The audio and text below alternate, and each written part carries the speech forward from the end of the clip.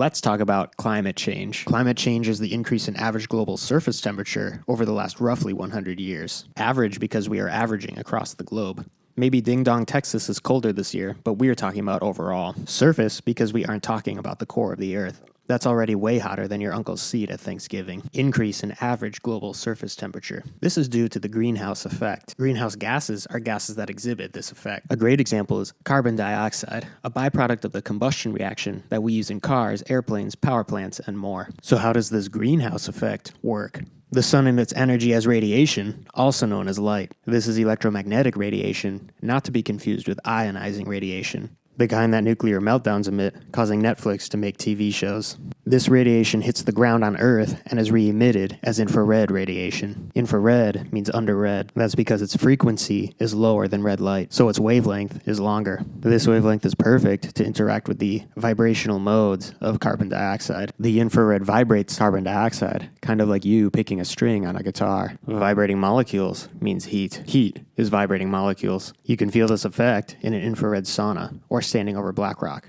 The infrared hits your body and vibrates the molecules in your body, so you warm up. The carbon dioxide randomly re-emits the infrared. Other CO2 molecules absorb it, and the cycle repeats, like a professor of anthropology teaching students of anthropology for hot job prospects as professors of anthropology teaching students. This is why the greenhouse effect is known as a blanket, or a one-way blanket anyway.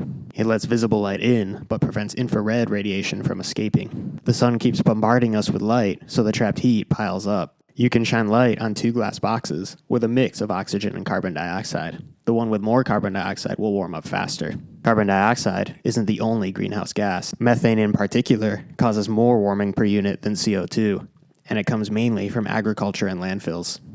But CO2 lasts much longer, so it has more potential warming effect. This increased greenhouse gas production is from human activity. We can cross-check this with measurements of atmospheric CO2 all around the globe, climbing in line with predictions from human fossil fuel consumption. We can also cross-check with satellite measurements of infrared radiation coming from Earth. Since greenhouse gases trap it, our measurements are going down over time. Last, we have measurements of average global surface temperature, which have been remarkably in line with predictions made in the 80s by none other than ExxonMobil, a fossil fuel company. Speaking of the 80s, you might be wondering about the ozone layer. In the 80s, this was being rapidly depleted by CFCs and other refrigerants, creating what was known as the ozone hole. In 1987, the Montreal Protocol succeeded in CFC abatement, dramatically reducing CFC use and allowing the ozone hole to recover. Anyway, CO2 isn't all bad. If not for CO2, our planet would be a frozen wasteland. Animals produce carbon dioxide, and plants suck it up.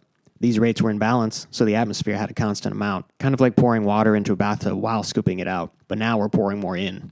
Even if we stop now, there would be excess CO2 in the atmosphere contributing to warming. Why is climate change bad? Heat exhaustion could increase. We'll buy more AC units which burn more fossil fuels and accelerate the issue. Ocean acidification means the entire marine ecosystem is already disturbed. The Gulf Stream could break down, meaning Europe would actually get colder. Drought will cause crops to die, and supply chains will be disrupted. Remember when we couldn't survive 2 weeks without toilet paper? The whole of 2020 COVID quarantine reduced global emissions by 4%. Imagine what halting the economy with a reduction of 100% will do if we don't transition now. Intense wildfires will destroy even more homes in areas like California, making swaths of land uninsurable. Even if you aren't concerned with the effects of climate change, insurance companies are, and they are preparing for it. Permafrost will thaw and unlock trapped carbon underneath, rapidly accelerating climate change in a runaway effect. As ice melts, it'll reflect less of the sun's light, resulting in more infrared rays to be trapped, melting more ice and producing a runaway effect. We're destroying habitats. New habitats will come to life.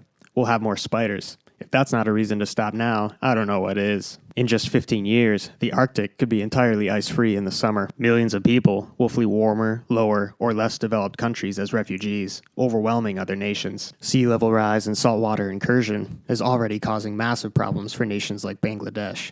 Countries like Russia will become warmer and greatly benefit their oil oligarchs. Each year, we press the pedal harder, driving toward the cliff. A fix now is more valuable than a fix in the future. Besides, fossil fuels are a finite resource. We need to move away from them before they run out, so why not do it now? So what should we do? Eliminate all emissions to zero. Electrifying all 1.5 billion cars in the world wouldn't even cut 25% of our emissions. That's not even accounting for the emissions of creating the vehicles and the factories to create them, also known as life cycle assessment. We could electrify all cars and land vehicles, switch our entire power grid to wind and solar renewable, but we'd still have no solution for airplanes or windmill blades recycling, not to mention going vegan vegan because other people will mention it. Even recycling emits greenhouse gases. In our consumer economy, we extract raw materials, creating emissions. Factories convert raw materials to goods, creating emissions. Trucks transport the goods to and from warehouses and stores, creating emissions. Data centers track the goods in warehouses, creating emissions so that you can order things off of Amazon. Or you can drive to a store, creating emissions. Now here's recycling. Trucks pick up recycled materials from local bins and bring them to the recycling plant, creating emissions. The plant filters and recycles input into usable material, creating emissions. Trucks take that material back to factories and distribution centers, back into the pipeline from before. Yes, this is still better than starting the process from scratch because it saves using new raw materials, but it still creates emissions. Reduce, reuse, recycle is in order of effectiveness. The best option is to reduce by not creating stuff in the first place, which eliminates this whole diagram. Second best is reuse. We only have the left side of the diagram, the initial production, but nothing after since you use it forever. Recycling means we have this whole diagram. It's the worst of the three. The only thing worse is manufacturing more new things, which repeats this whole diagram. So we need to stop extracting things. No, closing the faucet in between washing dishes will not save us from climate change. No, even if everyone did it, it would not save us from climate change. In the current state of things, no one could use cars, power of any kind, or buy virtually anything from virtually anywhere. You'd starve to death, and even then we'd only cap warming, not undo the damage already caused. Don't be swayed by marketing scams. Clean natural gas is still a fossil fuel. Apple in California is carbon neutral, but its manufacturing sector in China and India is not. Norway may be fully renewable, but the oil it exports to fund that economy not. Planting trees every time you buy something on Temu does not offset the emissions from manufacturing that flannel shirt you just bought. And it definitely doesn't offset the emissions from it rotting in a landfill or the ocean 5 years from now. What does it mean to be carbon neutral? It should mean that we aren't adding net carbon to the atmosphere. Turns out it's probably just greenwashing. Why is recycling the first thing we think of when it's the last in order of effectiveness? Greenwashing by companies like Coca-Cola so they can keep making profits and put the burden on the consumer. You may think the Earth is pretty big, but so is the scale of human activity. On a smaller scale, imagine you lived in a glass box, roughly the size of Central Park. But imagine 70% of the surface is water. That's a 1/8 billionth slice of the Earth for one person. Assume the glass is superglass that can't let heat out. You have 2 cars inside. With nowhere for emissions to escape, how long would you drive your car around inside? You might think we'll just save ourselves with direct air capture, sucking CO2 out of the atmosphere. Because of entropy, it will always be harder to take it out than put it in. It's a more stable result of a reaction. It's easier to break an egg than put it back together. It's easier to mix milk into coffee than separate it out. It's easier to age than age in reverse. Combustion is similar. It's always easier to burn fossil fuels than unburn them. Direct air capture already exists. We just need to power it. We could use fossil fuels to power it, but that would emit more than we capture. So we use renewables, but that's too expensive. To fund running DAC on renewables, we need investment from an economy itself funded by extracting fossil fuels. It's easier not to put it in the atmosphere in the first place. We could just ignore the problem, because humanity will go extinct at some point anyway. An asteroid could hit Earth in the next thousands of years. We could leave Earth and go to Mars or space stations, but even the sun will eventually expand and die in a few billion years. We could leave the solar system too, but eventually the universe may experience heat death because of entropy. Everything that ever existed will be a metaphorical cracked egg with nothing to put it back together. So if we're doomed, why bother saving the planet from climate change?